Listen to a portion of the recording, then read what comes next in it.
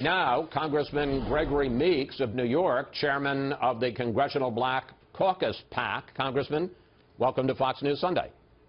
Good to be with you, Chris. Do you give Donald Trump any credit at all for going into an inner city and meeting with African Americans? No, because it's not real. Donald Trump has a career here in New York where this is his first time visiting a black church. And so here again, you have what I think is a bait and switch scenario that Donald Trump is trying to put on and to, in the words of Marco Rubio, con the American people, in this instance, con African Americans. It's clearly his record speaks for itself. You say that he's trying to con them. Do you think that Donald Trump is a racist?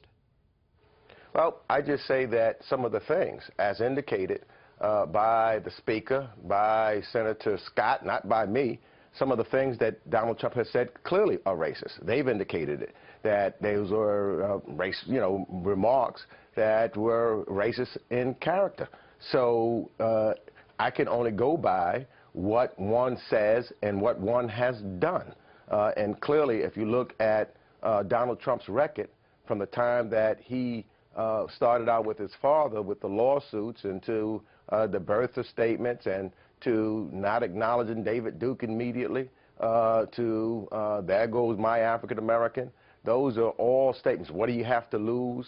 Those are all statements that I would say lend one to believe that he has racist tendencies. At least those are what his beliefs are, if you believe what he says. But, Congressman, doesn't Trump have a point that things are not getting better in America's inner cities? I want to put up some numbers. 26.2% of blacks now live below the poverty line. 25.5% of food stamp recipients are black, and black home ownership is 41.7%. Congressman, all of those numbers are worse since President Obama took office. Well, what we are doing now, where we are now, is much better than where we were when President Obama was and, took office in 2008. But those numbers, those aren't better. Those are worse. Well, we're coming from the greatest recession since the Great Depression. And a lot of people lost their homes and the wealth in the African-American community.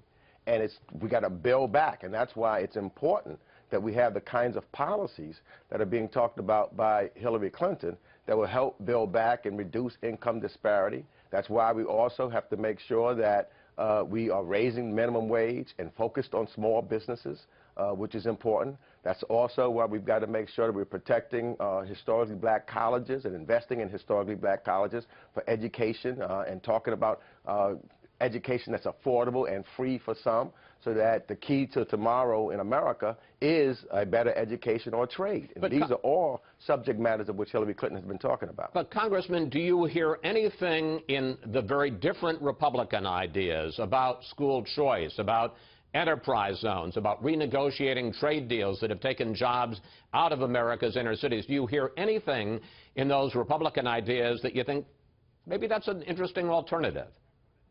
No. Well, I think that if you go to Washington, for example, there's an idea that Mr. Jim Clyburn from South Carolina put forth called the 10-20-30 plan to help eradicate poverty in America.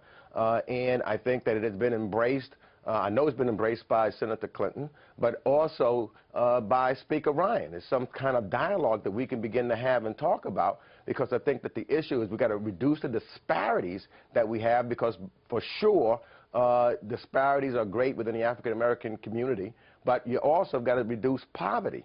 And when we talk about issues of poverty, for example, we don't say that those Republicans that represented Appalachia for years are responsible for the poverty that is there.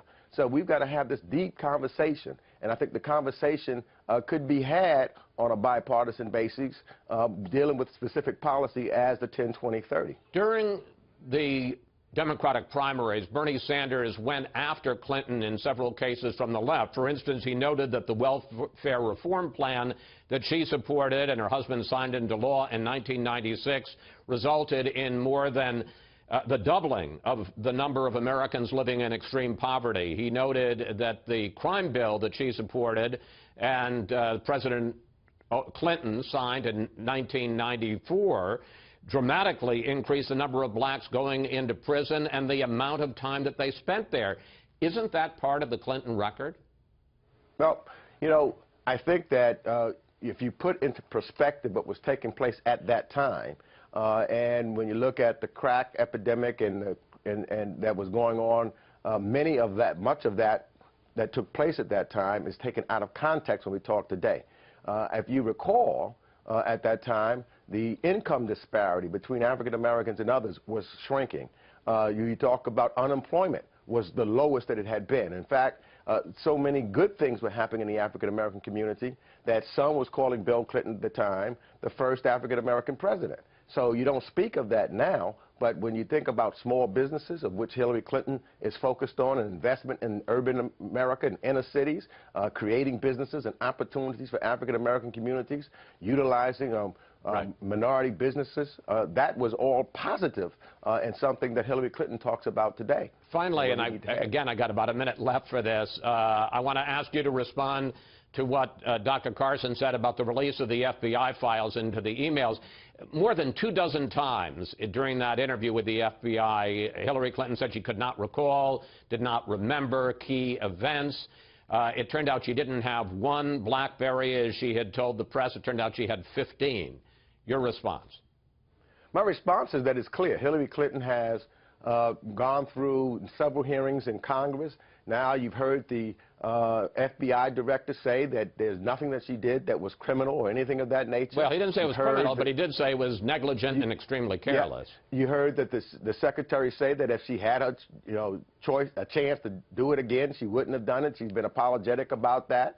But there's been nothing. There's been no smoking gun, as the Republicans talked about. You heard my colleague on the Republican side, McCarthy, said all of this was about from the beginning, whether they're talking about Benghazi or other items, was just to try to discredit Hillary, because when you talk policy issues and how we take this country forward, you can't compare.